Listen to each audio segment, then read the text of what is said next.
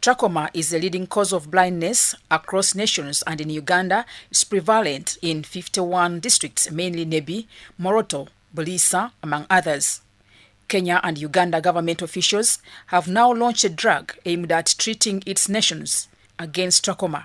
The two countries will be treating its citizens, mainly among nomadic pastoralists and migratory communities. Launched mass drug administration by administering the Director of Health Services in West Pokot County, Kenya, Dr. Amudat, and the District Health Officer Amudat District, Dr. Sagaki Patrick, attended the trachoma eliminating exercise. The latrine coverage in this region is one of the worst in the country. Then water availability. Water is very scarce, has been very scarce, so washing becomes a problem.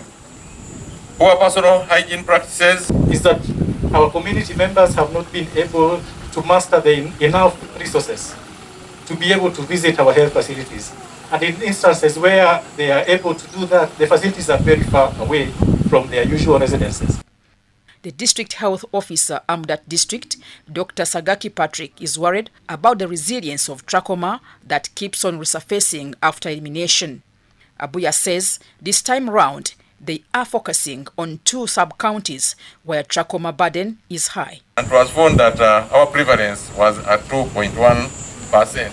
So we are preparing for elimination. But according to WHO, we have to do assessment every 3 years to see whether the levels are still below the required standard. And in 2018, another assessment was done and it was found that the prevalence was at 6.2%, meaning that was going less than 5%. And these sub-counties are the ones that we are going to concentrate on during this MDA. And the first sub-county is the one that is closest to this border. It's called Pokot North Sub-County. And the other sub-county is called Pokot Central Sub-County. Medics from both countries say cross-border lifestyle and movements is the major challenge in eliminating trachoma.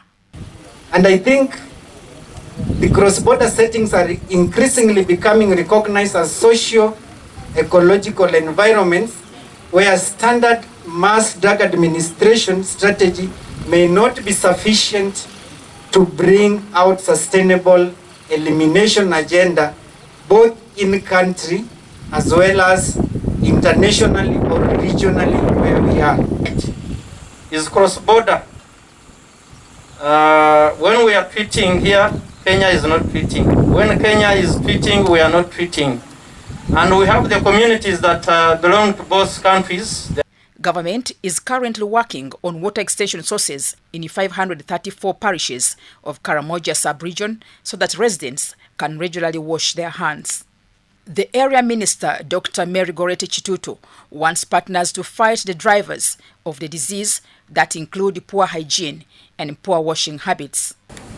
You know, we are working as government of Uganda to cover the whole country with water, but we need partners. So those who can join us are highly welcome.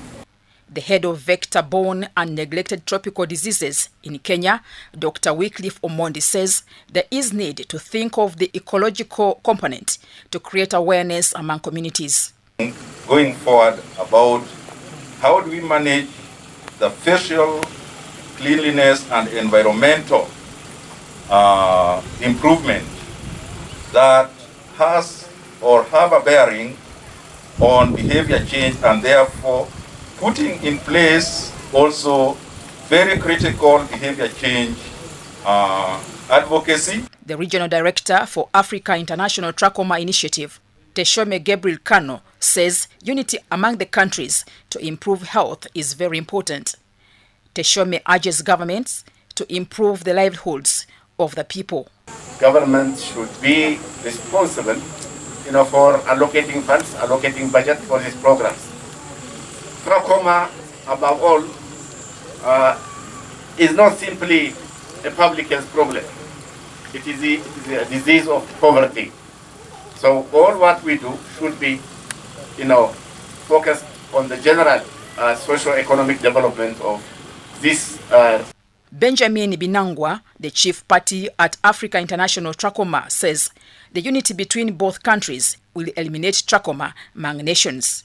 To sustaining regional progress against trachoma and to ensure that the people of both Kenya and Uganda will no longer be impacted by this disease in the future. The function was attended by delegates from Uganda and Kenya. Mutonyi Hilda and Maureen Iga for UBC.